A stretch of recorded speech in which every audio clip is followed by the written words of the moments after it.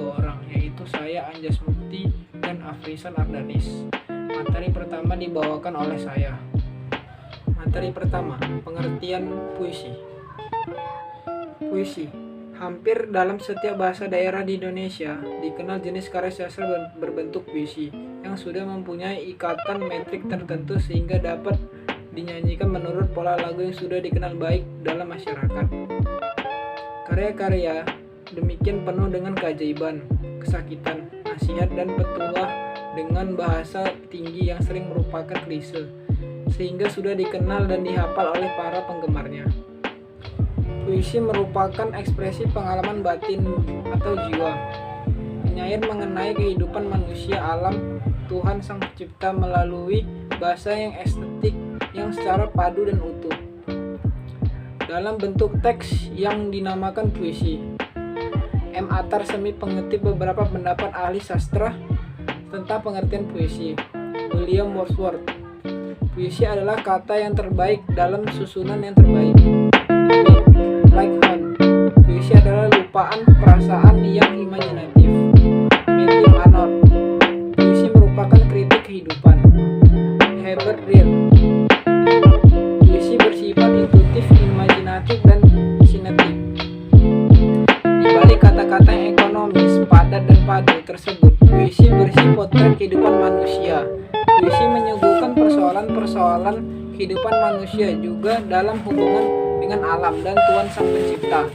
Masalah kehidupan yang disuguhkan penyair dalam puisinya tentu saja bukan sekedar refleksi penderitaan manusia dan alam sekitar, melainkan juga cenderung mengekspresikan hasil renungan penyair dalam dunia metafisis, gagasan-gagasan baru, ataupun sesuatu yang belum terbayangkan dan terpikirkan oleh pembaca, sehingga puisi sering dianggap mengandung suatu misteri.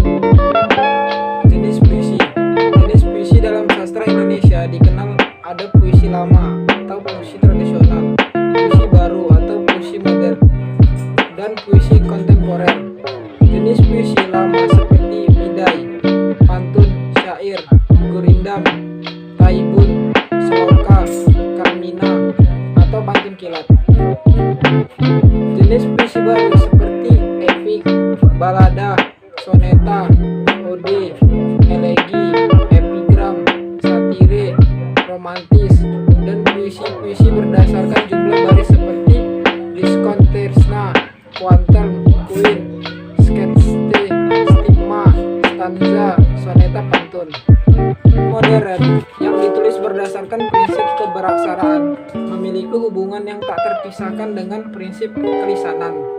Piranti puisi seperti rima, irama, pengulangan, aliterasi, asonisasi, dan kesejajaran menunjukkan pembuktikan bahwa puisi tulis dan cetak memang harus dilisankan untuk mendapatkan keindahan dan makna, meskipun tentu kita tidak perlu melisankan secara keras, tetapi cukup dalam pikiran kita. Dalam perkembangan puisi kita mengembangkan berbagai jenis tradisi lisan yang masih nampak sampai sekarang, seperti yang tampak dalam penggunaan bentuk-bentuk pantun dan mantra. Pantun dan mantra merupakan bentuk tradisi lisan kita yang boleh dikatakan asli, meskipun istilah itu bisa saja dimasalahkan.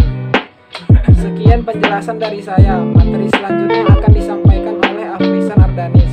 Assalamualaikum warahmatullahi wabarakatuh. Pantun merupakan satu di antara sekian banyak genre kesusastraan yang lahir dan berkembang di Nusantara.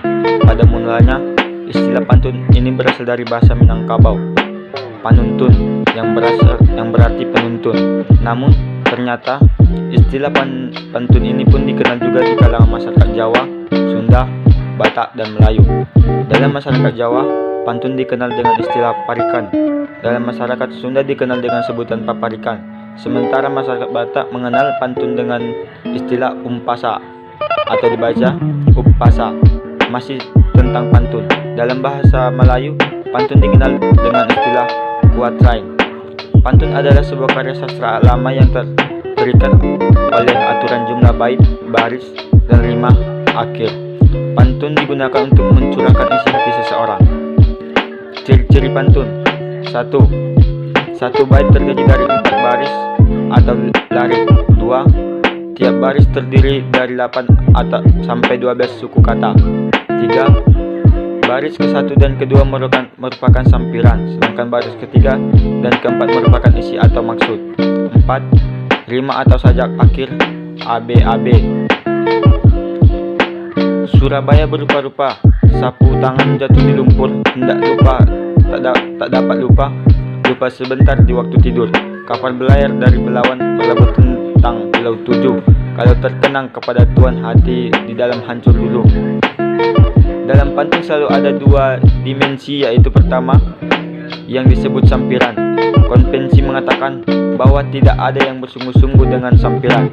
Sampiran semata-mata diciptakan sebagai pengantar menuju isi yang sebenarnya dalam 2 larik berikutnya. Bila kita berpedoman pada Kamus Besar Bahasa Indonesia, hal yang sama ditegaskan lagi di sana ketika tentang sampiran dikatakan sebagai berikut. Paruh pertama pada pantun, yaitu baris ke-1 dan ke-2 berupa kalimat-kalimat yang biasanya hanya merupakan persediaan bunyi kata untuk disamakan dengan bunyi kata pada isi pantun, atau biasanya kalimat-kalimat pada sampiran tak ada hubungan makna dengan kalimat-kalimat pada bagian isi. Macam-macam pantun. Pantun banyak macamnya. Pantun nasihat orang tua, anak-anak, bahkan muda-mudi. Isi dari pantun menerangkan maksud dan tujuan kepada si pendengar. Di bawah ini beberapa contoh pantun. 1. Pantun anak. Contoh: elok rupanya si kembang jati, di bawah itik pulang petang, tidak terkata besar hati, lihat ibu sudah datang. 2. Pantun orang muda. Contoh: ikan duyung di laut biru, ikan impian dalam kenangan, ada kabar adinda rindu, lewat laut pun kadang berenang. 3. Pantun orang tua. Contoh: asam kandis, asam gelugur, kedua asam riang-riang, menangis mayat di pintu kubur, teringat badan tidak sembahyang. 4. Pantun jenaka.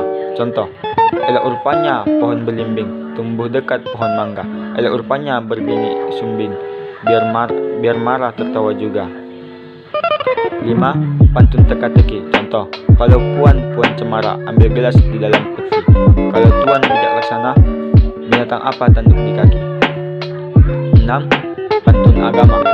Naik becak di hari Minggu, sembahyang di masjid hari Jumat, manusia pasti bersatu kalau Tuhan memberi rahmat.